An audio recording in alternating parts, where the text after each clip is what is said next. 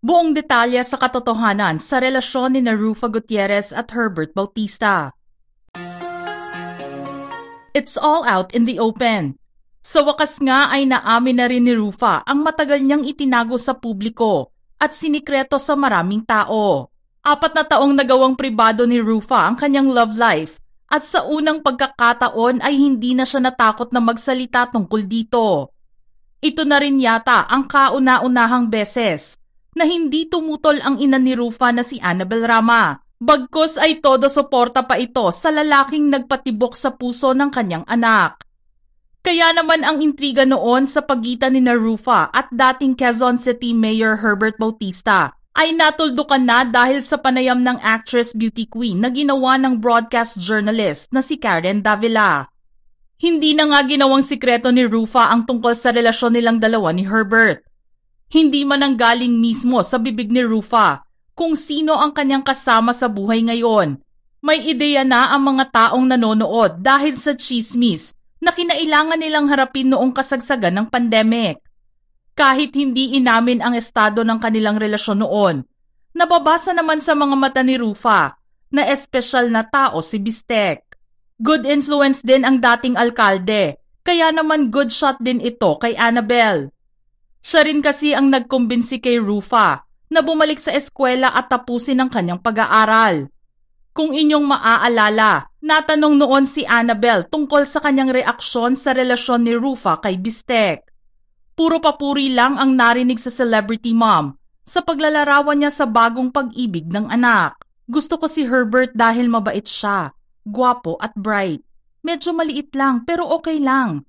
Saka ang sipag ni Rufa sa pag-aaral, pati sa paggawa ng homeworks.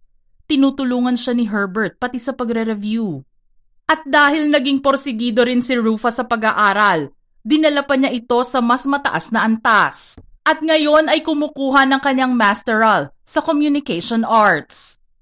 Magandang ehemplo nga ang ipinakita ni Bistek kay Rufa at sa pamilya nito, maging sa dalawa niyang anak. Kaya naman unti-unting naging okay ang relasyon nito sa bawat isa sa kanila. Kinilalang mabuti ni Bistek ang mga anak ni Rufa at minsan silang sinundo sa bahay upang formal na makasama ang mga ito sa isang dinner. Ginawa niya ang bagay na iyon para makita kung magugustuhan ba sila ng mga dalaga ni Rufa. Natuwa naman si Rufa sa effort na ibinigay at ipinakita ni Bistek sa mga bata.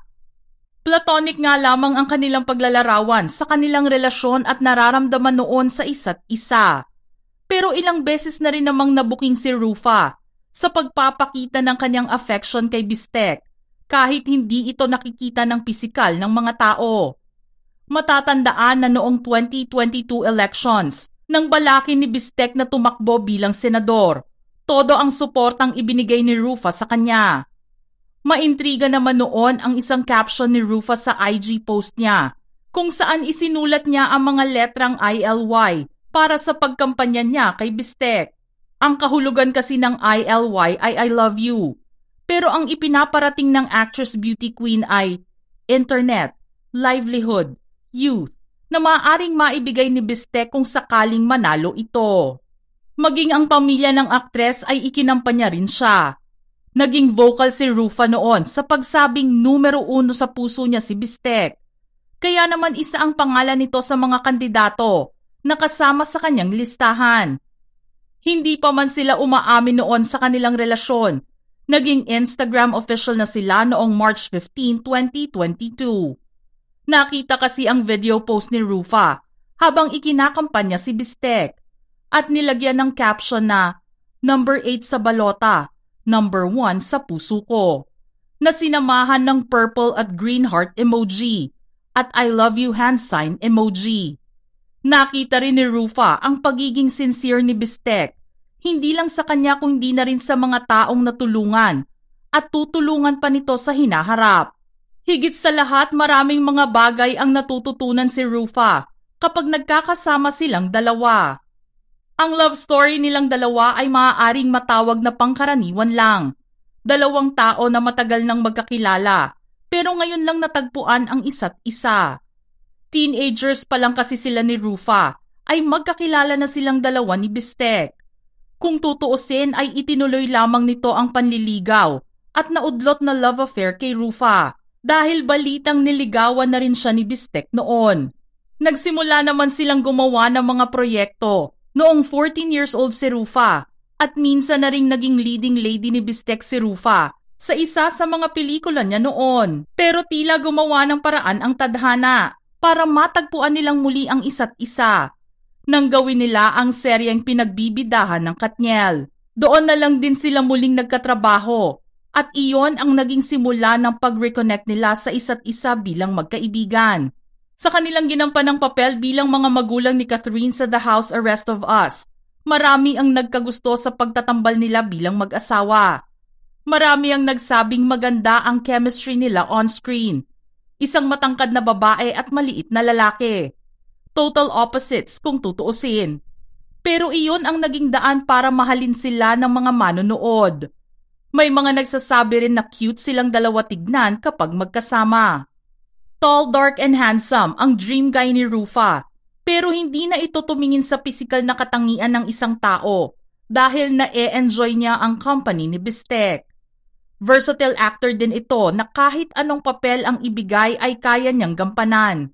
Comedy, horror, drama, kahit action pa ito ay magagawa ni Bistek dahil pinagdaanan na niya ang mga ganoong klaseng karakter sa mga nagawa niyang pelikula noon.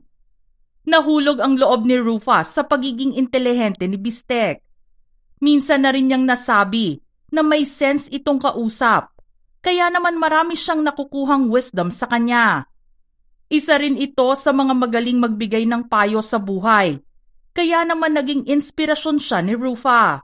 Sa lahat ng hirap na pinagdaanan at dinanas ni Rufa noon sa kanyang buhay, masaya ang mga malalapit niyang kaibigan dahil sa wakas ay nahanap na nito ang isang taong makakapagpasaya sa kanya.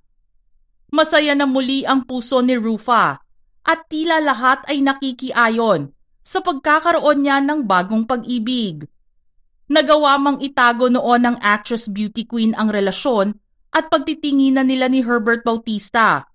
Ngayon ay masasabing nakaka-proud ang kanyang ginawa dahil nasa mata man sila ng publiko, napapanatili pa rin niya ang pagkakaroon ng pribadong buhay.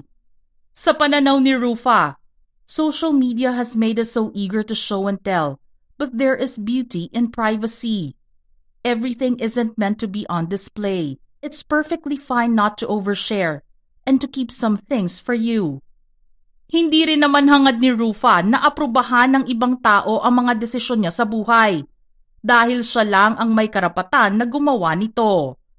I don't need validation from strangers because I'm genuinely happy. Mga ka-showbiz peeps, gusto naming marinig ang inyong reaksyon sa ating istorya ngayon. Just send in your comments below.